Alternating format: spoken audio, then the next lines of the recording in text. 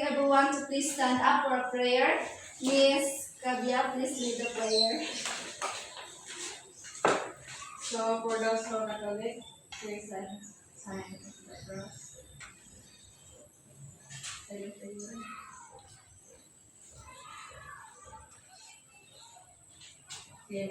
Yeah. Before taking your seats, let's do a little stretching to wake up energy. Tindog sa ta. Five little monkey, Humpty Dumpty, another siya na nagdakta na size. Kaya nagdaktaw, nakatago na kaya. Nagdaktaw pa sa mga punto, magdakta. You will now take your seat. Class, how was your day? Good, it's fun. Mom, very fun, Mom. Why? Sige mo, ano na problema? Before we proceed to our topic for today, can anyone have an idea about the behaviorist theory?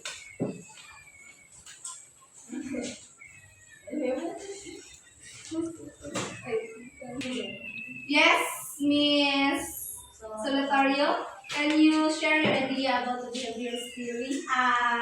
For me, behavior theory explores how behavior related to language acquisition, or how we acquire language through our behavior. That's all. Thank you, Miss Solitario. Now let's have our activity before we proceed to our topic today. Are you ready? Yes, Mom. Isa ka, Dante? Mom, yes, Mom. Ano yung basic ni Mom? So,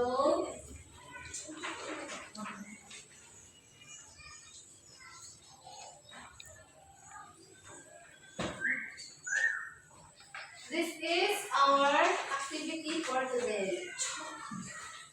Who can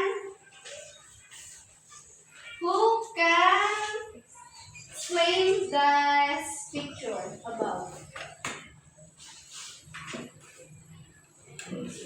Please raise your hand if you have an idea. Yes, Marimar? Can you write your answer here?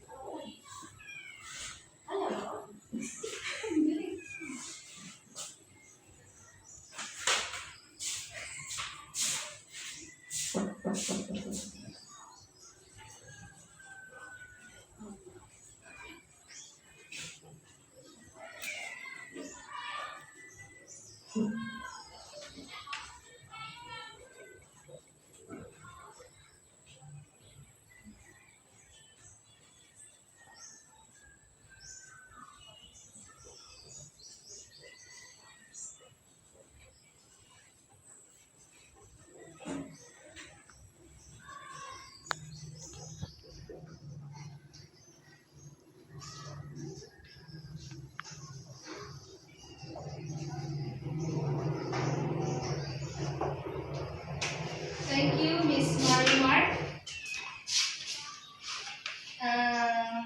The following is an example of counter-argument of behaviorist theory language.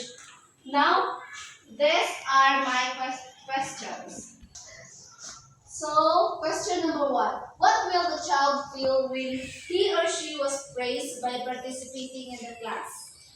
For you, what will the child feel if he or she was praised by participating in the class? Anyone have an idea? Yes, Miss Batario.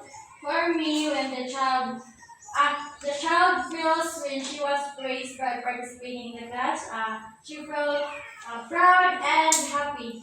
Thank you, Miss Latorio. Very good. Now, question number 2. What happened if the child was never been corrected or being reinforced by their parents? Who have an idea? Please raise your hands. Yes, Marimar? Yeah, I think the child if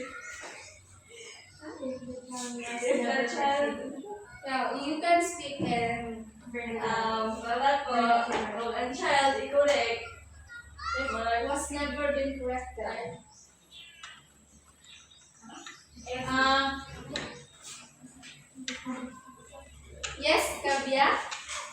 You have an idea? May nagko sa bata, ma'am, pag dili siya Correct. correct, kay mag-alad siya, ma'am. Yes. Mag-alad siya o dili siya i-correct kay example is kanang makanimo siya o mali tas pag dili correct sa gini kanang mag-alad siya nga pero nang ganyan buhaton kay pero sa kabalo nga mali dito or Yes, Miss Kabia, thank you. Very good. Let's give a hand of applause to Miss Kabia. Now, question number 3. What happened if we didn't practice rewarding in a house, especially to a child? Who have an idea? So, unsa daw may tabo if kanang dili na to i-practice ang rewarding sa atuang panimalay sample sa mga bata na naa sa atuang panimalay. Who have an idea? Yes, Miss Ulatawin. kung dili na to kung dili na mag-practice of rewarding sa atong balay, especially sa atong mga childs kay dili sila motivated mo learn o bago nga mga words or mga things nga matun-an. Then, makuan sila okay, that's all. Thank you, Miss Latorio. Very good.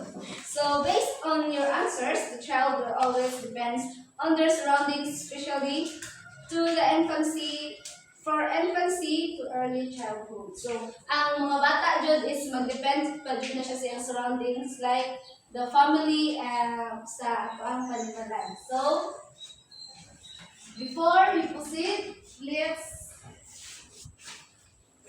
read the objectives. Can you read the objective? At the end of the lesson, the student will able to identify and analyze the weakness and strengths of the behaviorist theory in language learning, understand the basic principles of behaviorist theory in language learning, and able to examine the counter-arguments against behaviorist theory. So, thank you. So, I have a context here.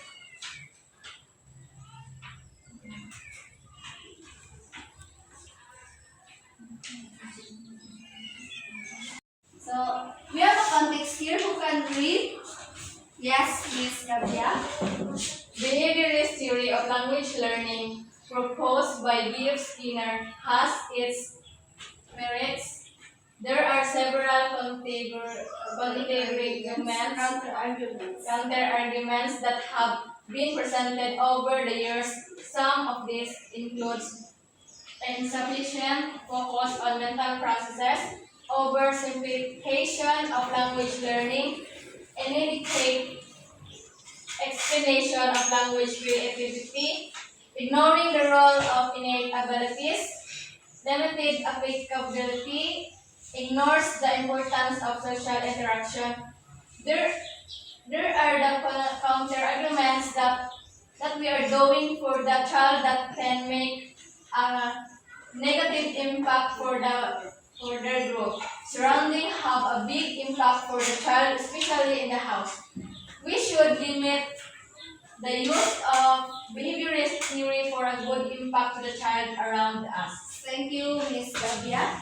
So, number 1 is insufficient focus on mental processes. So, insufficient focus on mental processes is the behaviorist theory primarily concentrate the external factors such as the reinforcement and conditioning to explain the language acquisition. So, number 2, oversimplification of language learning.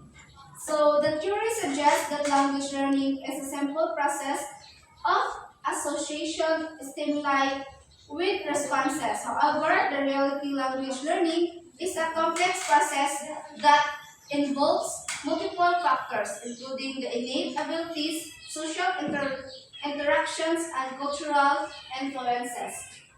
Number 3, inadequate explanation of language creativity. The theory does not account for the creative aspects of language use, such as the ability to form new sentences, expressions, and metaphors. This is because it focuses on the observable behavior further than the mental processes and involved in language acquisition. Ignoring the role of innate abilities.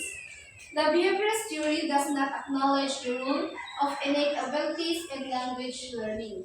Number 3, and number 5, limited applicability. The behaviorist theory is mainly applicable to simple right learning tasks such as learning to respond to basic commands. However, it struggles to explain more complex language learning situations such as acquiring to explain more complex language learning situations, such as acquiring a new account, understanding idiomatic expression, or grasping the new of the process of language. Ignores the importance of social interaction. The behavior story does not emphasize the role of social interaction to language learning. In reality, language acquisition is surely influenced by social interactions such as conversations, debates, and collaborations.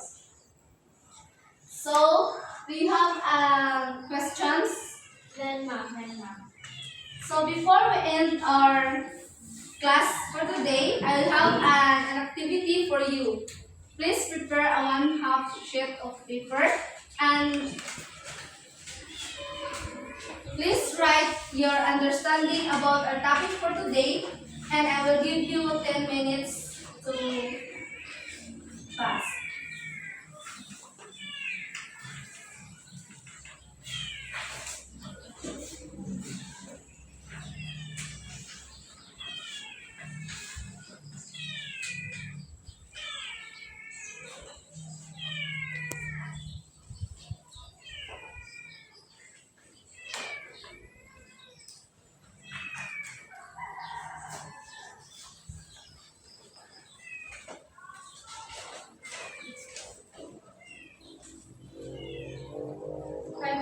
More.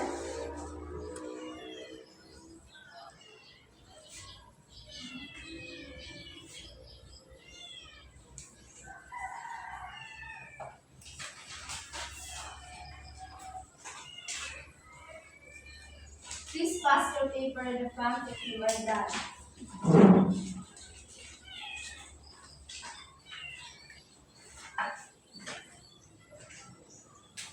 Do you have any questions or clarifications about our topic for today? None, ma'am. So if none, class dismissed. Thank you, ma'am. Picture na tanan.